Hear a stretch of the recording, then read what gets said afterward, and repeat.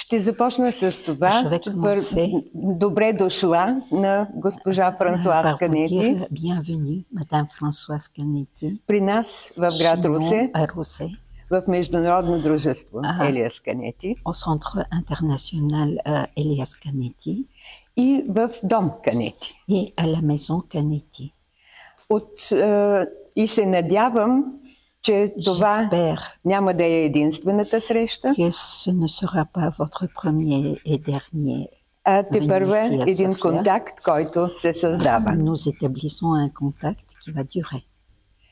С госпожа Канети и с френското съдействие. Avec Madame Canetti et grâce au concours français. Аз лично имам само два въпроса с очакването за бъдещи срещи. J'ai deux questions à vous poser pour le moment. За нейния баща, за Жак Канети. Ma première question, c'est votre père, Jacques Canetti. Как той е започнал работа като момчето, което знае немски и се интересува от музика? A-t-il fait ses débuts? Au début, il a été un jeune garçon qui parlait l'allemand et qui s'intéressait à la musique. Donc, quels ont été ses débuts? C'est la première question. Je réponds? Eh bien, mon père, Jacques Canetti, dont vous parlez, Jacques Canetti, a répondu, est arrivé en France en 1927. Пристига във Франция 1927 година. На 19 години, на 18 години. Il a été reçu à HEC, donc и постъпва в Висшето търговско училище. Parce qu'il parlait 4 langues couramment. Защото говори много добре 4 езика. Jusqu'au jour où il a lu dans le journal du soir и един ден чете във вечерния вестник малка обява. On cherche jeune homme, търсим млад човек, който обича музиката и който говори немски. Il a répondu à cette petite annonce. И той отговаря на обявата. Et il a été engagé sur le champ par les disques Polydor. Веднага го наймат на работа и така постъпва в звукозаписната компания Polydor. Il plaque. Vous savez ce que c'est, il plaque? Allez-y. Готово. Il plaque ses études et il rentre chez Polydor. Той зарязва ученето си в висшето училище и започва да работи в Полидор.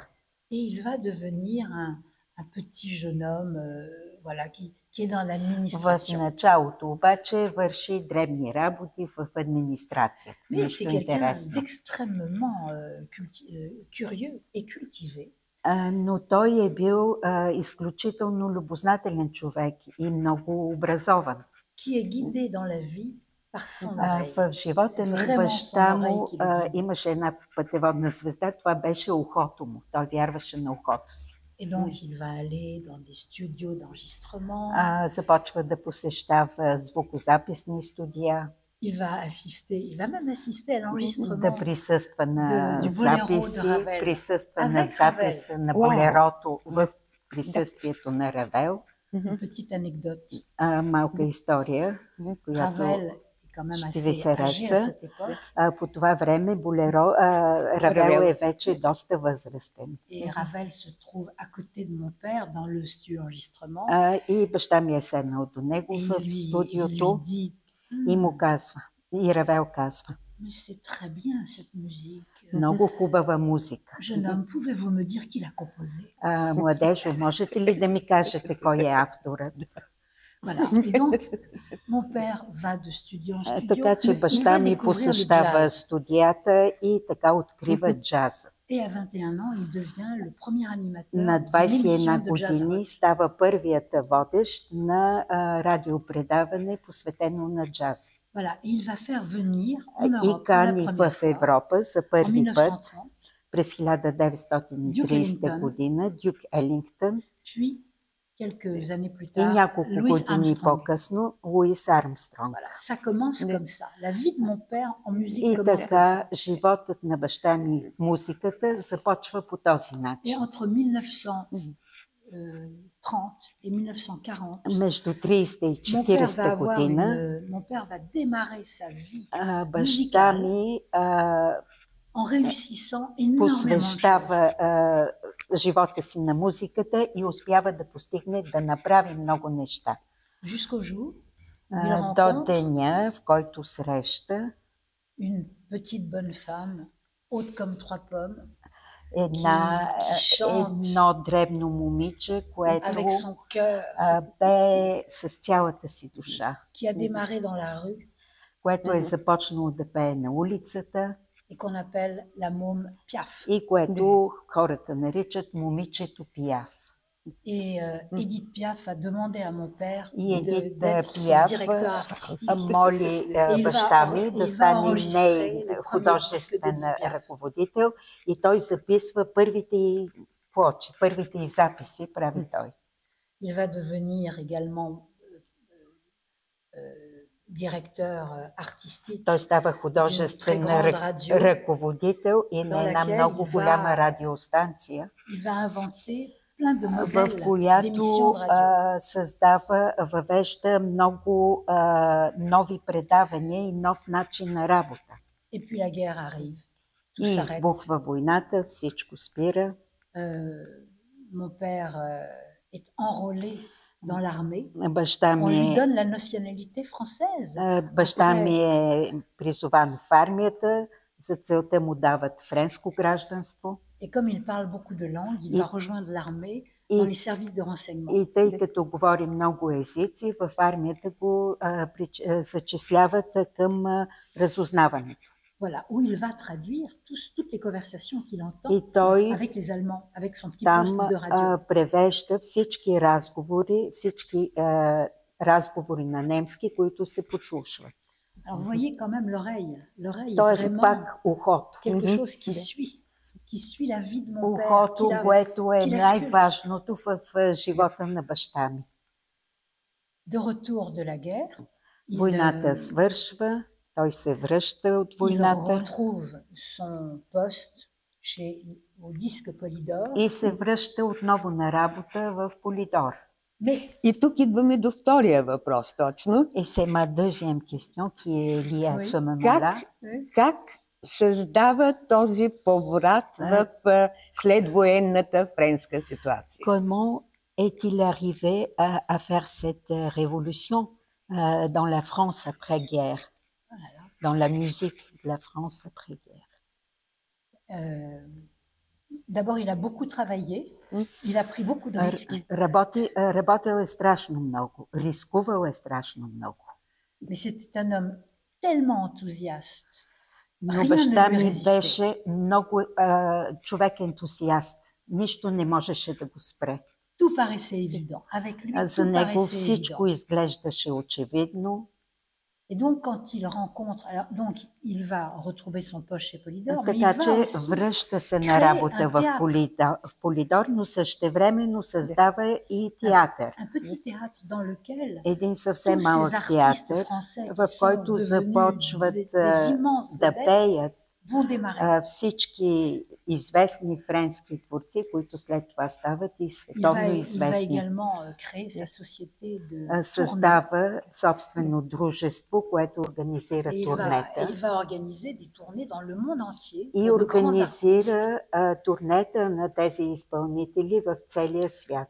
Par exemple, je donne un exemple, Например, Yves Montand, qui va aller Ив Монтан au Japon, mais aussi aux États-Unis. où с il va- баща ми, той посещава Япония, но и Щатите, завладява американската публика благодарение на баща ми и Мерилин Монро. aussi. Също. Ou alors Maurice Chevalier. Mais Или Мориса Шевалие. mais il va également... voilà, enfin, si vous voulez, mon père... quand mon père rencontre des jeunes artistes... Но баща ми беше такъв човек, че когато срещне някой млад творец qui ont ce talent de faire de belles chansons, и открие талант в него, усети талант в pour lui, него, c'est une évidence. за баща ми беше очевидно какво трябва да се направи. Et tous ces artistes vont démarrer dans ce théâtre. Така Ils vont че faire leur premier всички disque тези avec творци eux. поставят началото на кариерата си в театъра на баща ми, след това правят първите си записи с него. Et ça va être très difficile. Но това са много трудни неща. Parce que quand un artiste apporte quelque chose de vraiment nouveau, защото когато един творец донася нещо ново, неговото начало е много трудно. Той смущава хората, смущава публиката в началото. Et donc, ce qui dérange les gens chez това, което смущава хората, особено при тези автори и изпълнители, за които говорим, qui ont émergé en quelque sorte grâce à mon père, които получават своя дебют в известен смисъл благодарение на баща ми. Ils écrivent des chansons qui dérangent et qui sont при тях това е на лице. très incorrectes. Те пишат песни, които смущават и които политически са некоректни. Par exemple, Например, Борис Виян. Boris Vian. Vous connaissez Boris Vian? Познавате ли Борис Виян? Най-малкото сме чували за него. Au moins, on a entendu parler. Oui, alors Boris Vian écrit en 1954 une chanson qui s'appelle Le Déserteur. Той пише една песен Дезертьорът. C'est en 1954, au moment de la guerre d'Indochine. 1954 година, това е войната в Индокитай. Et cette chanson est immédiatement interdite И тази песен веднага е забранена по всички радиостанции. Autre exemple. Друг Georges пример. Brassens. Жорж Брасенс. Vous connaissez Georges Brassens? Познавате ли? Естествено. Слушали сме го. Naturellement. Oui, alors Georges Brassens, moi je dois dire que j'étais toute petite, j'allais tout le Аз temps dans le бях théâtre de mon père. много малка, непрекъснато стоях в театъра на баща ми. Et donc je voyais à quel point Georges Brassens dérangeait aussi. И виждах също Жорж Брасенс как смущава хората. Il faisait de très très belles chansons. Той имаше прекрасни Dans песни, laquelle il y avait parfois des mots но que в l'on тези appelle песни des gros mots.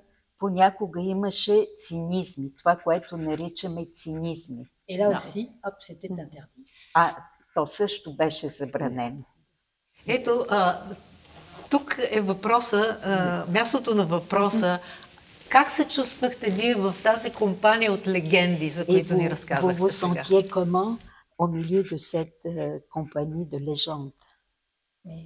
Mais ce n'était pas du tout des légendes. Но те тогава не бяха легенди. Това бяха хора, които започваха, дебютанти. Il y avait Georges Brassens. Georges Après, Brassens. c'est Jacques Brel. Jacques Brel. Jacques Brel qui est resté 6 ans au théâtre des Trois Baudets. Който остана sans 6 avoir- години в театъра Трите магарита на баща sans ми, avoir de succès.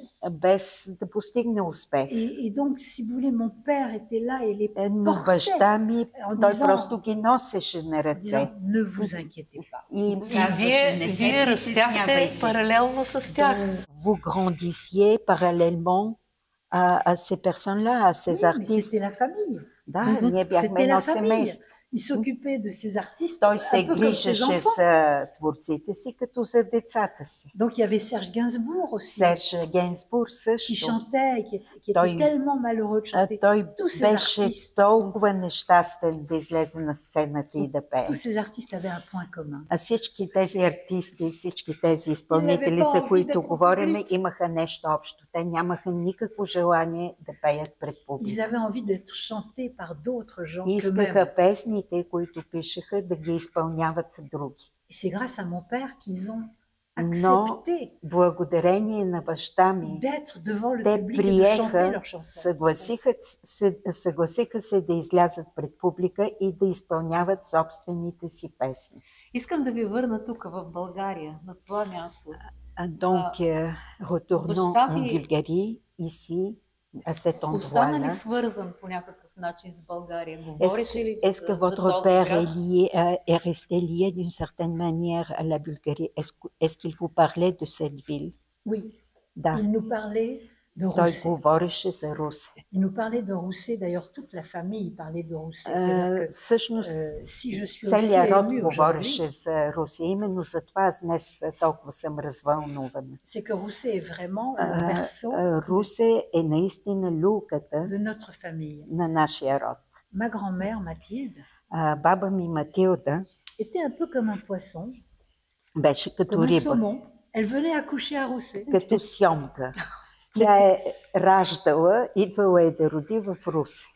Donc, elle venait accoucher en famille à Rousset avec sa famille et puis ensuite elle repartait. И след това е напускала Русе в Виена, по-късно в Манчестър. Tous les enfants sont nés à Rousset. Но всичките деца са родени в Русе. Donc, vous pouvez dire à Rousset que la chanson française a été И portée може да се каже в известен смисъл, че и френският шансон par un petit juif bulgare qui venait de Rousset. тръгнал от един млад евреин, роден в Русе. Срещали ли се братята Канети? Била ли сте свидетел на някакви срещи на цялата фамилия? И как са протичали тези срещи? Toute la famille se réunissait. On est très famille. Родът се събираше редовно. Ние сме много здрав род, който държи на себе си, с изключение на Елиас, който нямаше желание да общува в група. Той обичаше да се среща с хората индивидуално. Les deux frères qui étaient le plus proches, c'était двамата братя, които бяха най-близки, беше баща ми и Жорж. Те бяха изключително близко. И двамата изключително близки бяха. И двамата живееха в Париж. Жак, on ne sait peut-être pas que може би не се знае, le premier public но първата публика на Жак c'était sa famille, c'était nous, е семейството му. Това бяхме ние, майка ми, разбира се, но и брат му Жорж. Той представяше на Жорж своите творците, които беше открил. Елиас, когато идваше в Париж, винаги отсядаше при Жорж. Venait toujours chez Georges et il faisait toujours lire à Georges и винаги четеше на Жорж преди всички своите театрални пиеси и романи. А той дори първата си книга, автобиографична, son premier livre autobiographique, той я посвещава на Жорж, за да го спаси от смъртта. Pour le sauver de la mort. Да предотврати смъртта. Pour prévenir la mort. И книгата излиза почти едновременно с смъртта на Жорж. Mais en fait, ce livre, ce premier livre est paru presque en même temps avec la mort de Georges. Il l'a écrit après la mort de Georges. Не, той я пише след смъртта на Жорж. Georges est mort en 1971. Мисля, че 71 умира Жорж. И той я пише вече, да спомня. Да му разказва приказки. Първата книга излиза след смъртта му и това е просто вик срещу смъртта. Вик на протест срещу смъртта. Но искал я и да му разказва приказките за приказките от детството. A voulu raconter à Georges les contes de leur enfance. Началото. Au début. Но още един въпрос, само кратък. Как, знаете ли, може би, как и защо баща ви реши да вземе името на баща си? De prendre le nom de son père, le nom de Jacques. Parce que en fait, comme vous le savez sûrement, както знаете, може би, Матилда и Жак avaient un amour са били свързани от много голяма любов. Les trois frères s'appellent Elias Jacques Canetti, носят името на бащата Елиас Жак Канети, Нисим Жак Канети и Жорж Жак Канети. Да, това е традиция и в България. Традиция en Bulgarie d'avoir le patronyme. D'accord. Moi, je pensais que c'était... Аз си мислех, не знаех за тази традиция, си мислех, че това е знак на обич към бащата. Искам да ви попитам, следващото поколение, предполагам, че имат поколение след вас, Канети. Вие сте една от това средно поколение. По-младото поколение носи ли тежестта на тази фамилия, амбицията на тези трима братя, постиженията на тези трима братя в техните области? Развива ли ги? Накъде са, в коя посока върви следващото поколение, Канети? Votre génération. Cette nouvelle génération se développe bien. Новото поколение много добре върви. Nous avons nous-mêmes 2 enfants et 2 petits-enfants. Аз лично имам 2 деца с мъжа ми и 2 внучета. Баща ми има много деца. Общо 10 канети и 4 с име Собел. Qui sont très conscients и те съзнават du privilège d'être issus de cette привилегията de cette histoire, да произлизат от цялата тази история, да носят тази история. Voilà, donc ils en sont parfaitement conscients. Voilà, ils sont parfaitement conscients. Те съзнават напълно това и ние правим всичко, за да им предадем историята. Ще ви дам един пример. L'Institut Pasteur de Paris, Института Париж във Франция ни предложи да създадем награда Жорж Жак и Елиас Канети преди около 20 години. И всяка година ние събираме целия род и всички приятели на рода Канети и ги молим да се включат финансово в тази награда. И всяка година има среща през декември в Института Пастьор. На тази среща връчваме награда на млад изследовател, който е специализирал в изучаването на белодробните болести. Това е среща, която никой канети не би пропуснал за нищо на света. Както знаете, вероятно, ние сме част от българските сефарадски евреи. И чичо ми, Бернар Ардити, известният Буби Ардити, за когото говори Елиас в книгите си, аз го познавах. Той живееше в Израел. Не си спомням точно името на града. Много често ми е говорил за начина, по който българския народ е спестил на българските евреи депортация. И исках да спомена това, защото смятам, че е важно да отдадем дължимото на смелостта на един народ. Когато самият ти си евреин, това е много важно и е нещо, което се предава от поколение на поколение. Не си говорим само за преживените ужаси, а и за тези актове на смелост. Това исках да кажа.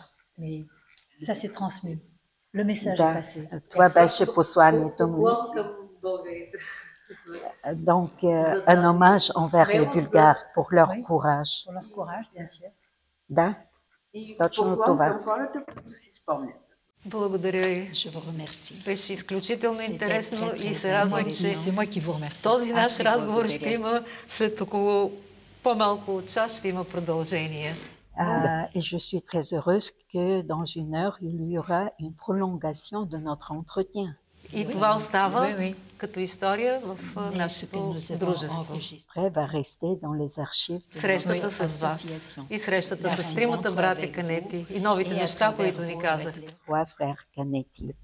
Très bien, merci.